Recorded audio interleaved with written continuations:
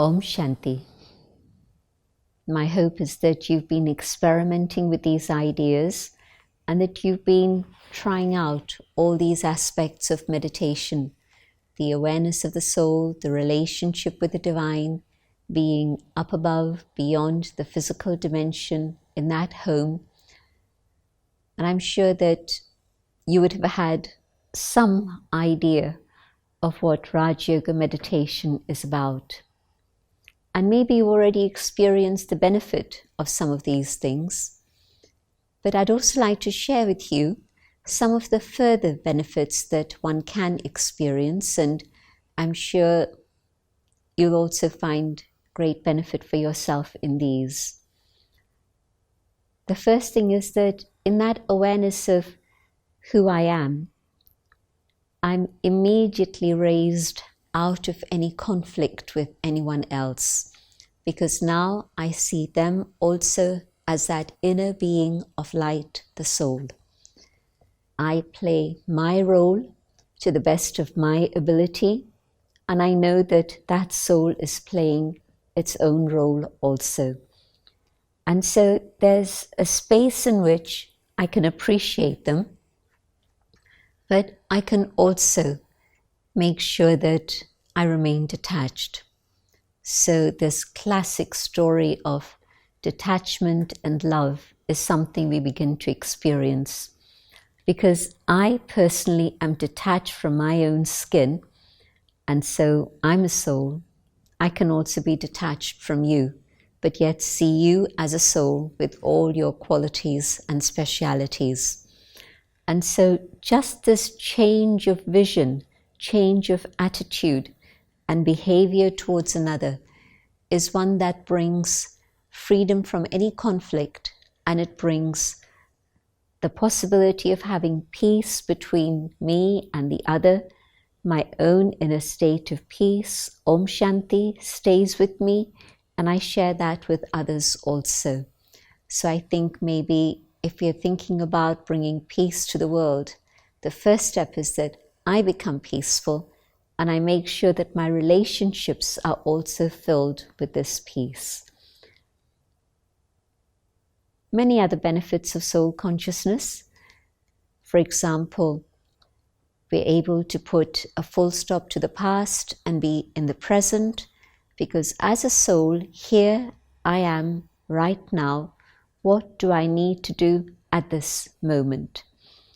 Letting go of the past is normally not so easy, but with the practice of Raj Yoga meditation and soul consciousness, it's very simple. The past is the past. I can learn from it. I can keep the sweet memories of it, but not to have sorrow from the past lingering on till today and spoiling my life at the present moment, not to keep repeating that story in my mind again and again, but emerge the beautiful things, the things that you're grateful for. Definitely that will bring you a lot of benefit here and now. It teaches me focus, concentration. Our mind is used to going in 1,000 different directions all at once. But with meditation, I learn to focus. I learn to concentrate. And this ability stays with me not just during my period of meditation for 10 minutes, 30 minutes, whatever. It stays with me all the time. It's one of the gifts that I receive through meditation. Relaxation, a state in which, because internally I'm peaceful, physically I make sure that there's no stress that I accumulate within the body. And when stressful situations come, because I'm learning to look out through the lens of soul consciousness and keeping God with me, of course, the stress stays out there. I don't absorb it within my own physical body or even within my mind. There'll always be situations of stress. Today it's one thing, tomorrow it's another. Today it's too hot, tomorrow it's too cold. At this point, which we describe as Kali Yuga, the Iron Age, the end of darkness it's now the end of darkness that we're coming to. We're already in that period where the dawn has broken and the world ahead is going to be one that's full of light. I believe that absolutely. And you can find out more about this from other teachings of Raj Yoga in other courses that we do. But it means that I understand that there is darkness in the world, there is negativity in the world, but it's my choice whether I absorb it or I let it stay outside. And so with meditation, I develop this ability to let myself stay peaceful, loving, and truthful, and I don't allow the external circumstances to rob me of my inner treasures. Let the world outside stay out there, and let me hold on to my own inner treasures so that I'm always able to keep my own inner state of balance and equilibrium. And so stress is around me, but stress is not in me, which means that my mind stays free, but my body also stays healthy. Stress reduces my immunity. Loss of hope reduces my immunity. Negativity reduces my immunity. And the converse. When I keep my mind healthy and strong and filled with good wishes and positivity, definitely the health of the body improves and my immunity is enhanced. And so at the end of Kali Yuga, the Iron Age, the Dark Age, there's always going to be problems, but I can stay detached from the problems. And if I stay detached, I have a greater capacity to be able to resolve the problems. If I allow the problems to enter me, then those problems consume me and take away all my energy and discernment capacity. And I don't want that to happen. So meditation is a very good answer for this. But most of all, I think one of the things that we're all looking for is a way to be able to develop our own decision-making capacity and connected with that discernment capacity. Why? Because we're in an era of post-truth. I think it was only recently, a few years ago, maybe it was 2016, around then, that we actually realized that we'd left behind a whole period of truth, or even an awareness of the difference between truth and falsehood, and we'd entered a new era. It was the era of post-truth, and that was because things were being presented to us as true, and in fact they were very, very false. And so this new word came into our language. And so in an era of post-truth, how do I enhance my discernment capacity to be able to understand very clearly the difference between right and wrong, false and truth? The only way that I know of is to be able to develop my own skills of meditation. Because as I develop my meditation, what I find is that I'm able to keep out all the waste thoughts that were previously clouding my mind. If you're in a dust storm or a snowstorm, can you see the way ahead? You just have to stop, because whichever way you go, you don't know whether there's going to be something else in the way and there could be an accident. And so often we have so many waste thoughts and we're paralyzed. We really don't understand how to move forward. And so this ability to move away from wasteful thinking, negativity, of course, but even wasteful thinking, stray thoughts that really serve no purpose at all, and to focus our minds on that which is true, the awareness of soul, the awareness of the divine, then we find that we're able to perceive below the surface. We're not just looking at the external, but we're able to get an instinct and a feeling for what is below the external. And in that awareness, I'm able to understand more clearly what's going on.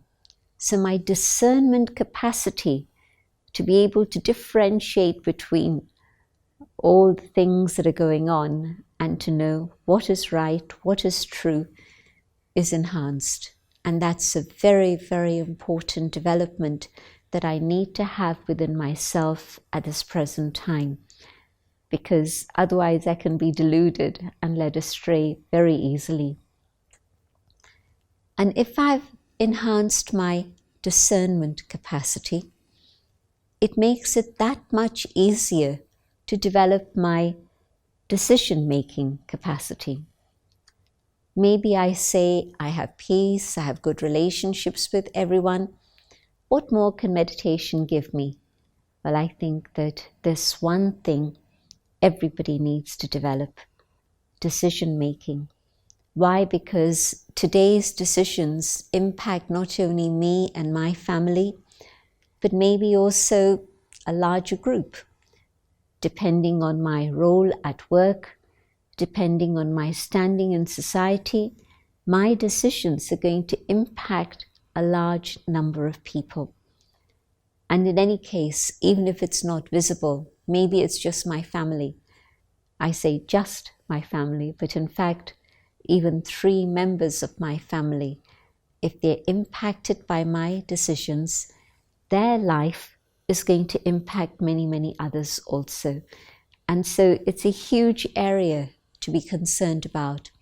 Can I develop decision-making so that even though circumstances in the world change, the norms of the world change. Within a few weeks, coronavirus has changed the whole way of thinking and behaving and living and working in the world.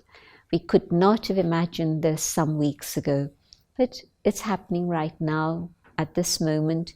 And beyond Corona, there'll be something else that happens that also impacts the world. We've created a global society, a global village. And so whatever happens in one part of the world has a very direct result on other parts of the world.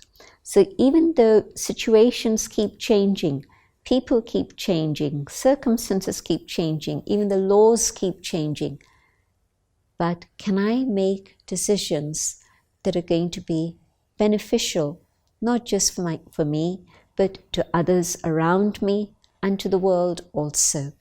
And so yes, definitely, that capacity to make a decision which is accurate means that I have to be impartial. How do I learn about impartiality? It's only through meditation. In meditation, I realize that I cannot have favorites, I cannot have preferences, I cannot be partial for whatever reason. It's going to lead me into trouble. And so that state in which justice is blindfolded, but yet she holds in her hands the balances.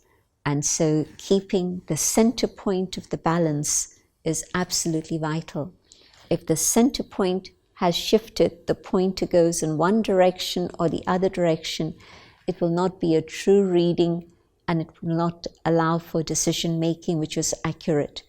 And so this state in which I'm free from preferences and attachments and likes and dislikes, then in that state of neutrality, yes, I can definitely make the right decisions. There's another thing that I think is very, very important at the present time, and that is the power to cooperate. What's happened in recent times is that we either get into conflict or we get into competition. And conflict is destructive. Competition is actually not very healthy. it is also destructive. And so cooperation has to be the theme of present times, when the world learns to cooperate together and when I learn to cooperate with those around me. And so that ability to flex, adjust, and be free from ego so that we're able to work together, that happens through meditation. So I mentioned just a few things, many other things that you'll discover in your own journey. Let's have a few minutes of meditation. Sitting down meditation is valuable. Keeping that connection going all the time is even more valuable. Because when I'm on the go, when I'm doing things, I need to have that connection with God to experience protection and guidance at all times. Aware of the soul, I focus my attention on the divine. And from the source, the waves of love reach the soul. And God's love, pure, altruistic, unconditional, surrounds me. And the power of this love heals the soul. And in this experience of healing, I'm able to be free from the sorrow that I carry. Many experiences have left scars and wounds, and now God's love is able to heal the soul. And as the process of healing continues, so that I let go of pain and sorrow, my heart is able to grow bigger. My heart can be generous, filled with God's love. I, the soul, with my generous heart, can forgive. And I realize that I'm not doing the other a favor by forgiving. I am receiving freedom. There's forgiveness from my side, but the gift from God is of freedom. The power of love empowers the soul.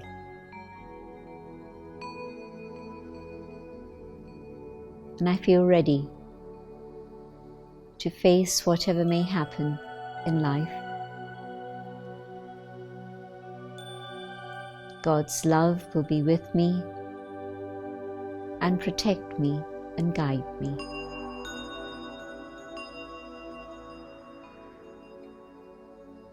Om Shanti. I hope you've taken some benefit from these episodes on Raj Yoga meditation. But of course, this is only the surface. It's only the starting point. We have many, many other treasures for you on our websites, and we'll be showing those on the screen in a minute. And of course, after the lockdown, you'd be very, very welcome to visit one of our centers. You can get the addresses from our website again and actually walk in to one of the Brahma Kumari's Raj Yoga centers and experience the peace and tranquility that waits for you there. And of course, also many treasures of spirituality and wisdom. Thank you for your attention. Good luck on your spiritual journey. Om Shanti.